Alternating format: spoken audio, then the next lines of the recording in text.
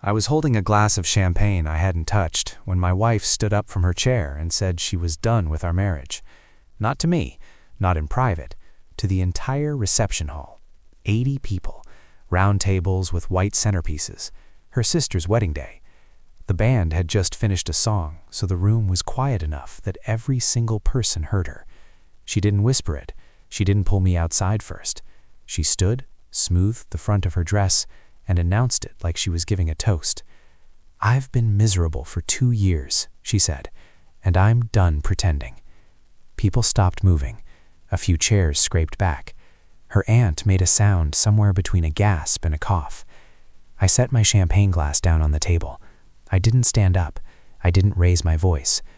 I looked at her for a moment, really looked at her, and I said one word. "Okay?" That was it. No argument, no scene, no begging. Just, okay. She had clearly expected something different. Her jaw tightened. Her eyes moved across the room, reading faces. She had built a stage. She had written minds for both of us, and I had just refused my part. The silence that followed wasn't awkward for me. It was clarifying. I picked up my champagne, took the sip I'd been holding off on, and I waited for whatever came next. 6 years. That's how long Maya and I had been married before that moment. We met through mutual friends, moved fast, and built something that looked solid from the outside. Good jobs, a house we both liked, no kids, which had been a mutual decision we'd revisited enough times to know we were still aligned. On paper, we were fine, but paper doesn't show you the temperature of a room. It doesn't show you how someone can make you feel 2 inches tall with a single look, then act like nothing happened by dinner. Maya was sharp, funny when she wanted to be, genuinely magnetic in social settings. People were drawn to her, and in the beginning, I was proud to be the person she came home to. What I didn't see clearly enough, early enough, was the pattern underneath all of that. She performed for audiences. When it was just the two of us, she was distant, irritable, critical in small, consistent ways that never felt large enough to confront directly, but put her in a room full of people, and she lit up, and sometimes that light required a shadow. I was usually the shadow. I told myself that was just how she was wired, that it balanced out. I was wrong. It never balanced. It only accumulated. The 6 months before the wedding were the worst we'd had. It didn't start with one big fight. It never does. It started with a comment at a dinner party about how I never really read the room. Then a week later, a joke at my expense in front of her coworkers that landed just wrong enough to sting, but not wrong enough to formally object to. Then the silences at home that stretched from hours into days. I brought it up twice. Both times she told me I was too sensitive, that I made everything about myself, that she was tired of managing my emotions on top of her own. So I stopped bringing it up. That was my mistake. Not the silence itself, but what I told myself the silence meant. I convinced myself I was being the bigger person, that I was stable and mature and giving her space to work through whatever she was carrying. What I was actually doing was disappearing. I stopped voicing opinions at dinners, stopped pushing back when she dismissed something I said, stopped expecting her to ask how I was doing at the end of a hard week. I shrank myself down to a size she seemed more comfortable with. And here is the thing about shrinking yourself for someone. They don't become grateful. They become accustomed. And then they become contemptuous of the very smallness they required from you. By the time we arrived at that wedding, I was already gone, in every way that mattered. I slept better that night than I had in months. That probably sounds strange. My wife had just publicly ended our marriage in front of her entire family. But something had lifted.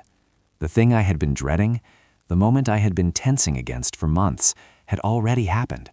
There was nothing left to brace for. At 7 in the morning, someone knocked on my hotel room door. It was Richard, Maya's father. He was already dressed, collared shirt, slacks.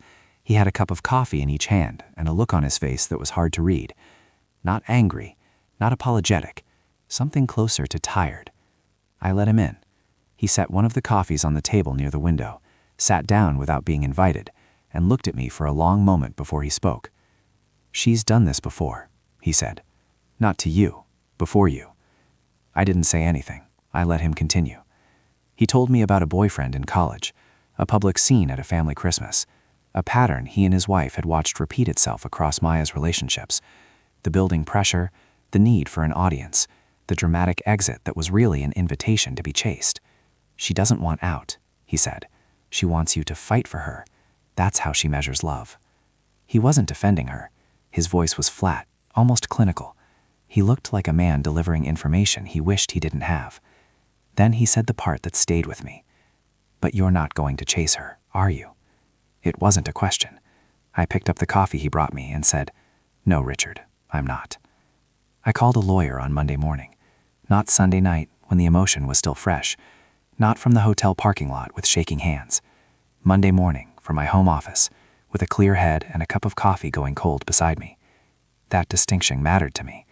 There is a difference between reacting and deciding. Reacting is what Maya had done at that reception, built up pressure until it needed an audience to release into. Deciding is quieter. It doesn't need witnesses. It doesn't need anyone to understand it in real time.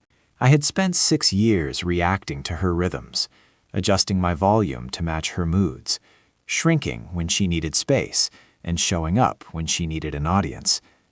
I had been responsive in all the ways that slowly erase a person. This was the first decision I had made in years that was entirely mine. I wasn't calling because I was angry. Anger had come and gone somewhere around 3 in the morning and left without much damage. I was calling because I was finally clear. Clear about what the marriage had cost me. Clear about what it would keep costing me if I stayed. Clear about the fact that Maya's father had confirmed what I already knew but hadn't been willing to name. She didn't want a partner. She wanted an audience that never left. I was done performing.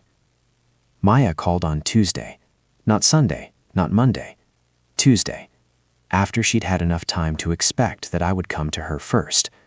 When I didn't, she called. Her voice was measured at the start, almost casual. She asked how I was doing, in the tone people use when they don't actually want an honest answer.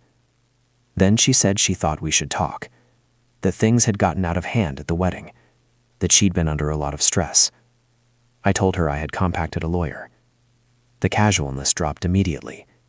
She told me I was overreacting, that I was punishing her for one bad moment, that I was being cold and calculating, and that this wasn't who I was. That last part was interesting to me, because the person she was describing, the one who would absorb a public humiliation and then quietly return to position, that person wasn't who I was. That was who I had become inside our marriage. She had confused my patience for permanence. She kept waiting for me to chase, to negotiate, to give her the reaction that would let her feel powerful again. The paperwork arrived at her address on Thursday. The divorce was finalized 7 months later. There was no dramatic final confrontation. No closing argument that changed anything. Just documents, signatures, and a Tuesday afternoon that looked like every other Tuesday afternoon, except that it wasn't. People who knew us kept waiting for me to fall apart. A few of them seemed almost disappointed when I didn't, as if my stability was somehow a betrayal of how serious the whole thing was supposed to be. But I wasn't numb. I wasn't suppressing anything. I was just done. There's a kind of grief that doesn't look like grief from the outside. It looks like getting up in the morning, making coffee, going to work. It moves quietly, without an audience, which is maybe why some people don't recognize it as real. What I lost wasn't the marriage I had at the end. It was the marriage I thought I was building at the beginning. That version was worth grieving. The version I actually lived, the shrinking, the silence, the slow erasure, letting that go felt less like loss and more like finally exhaling. Some endings don't announce themselves at a wedding reception. Some of them just arrive on a Tuesday, and you sign your name, and you walk back out into your life.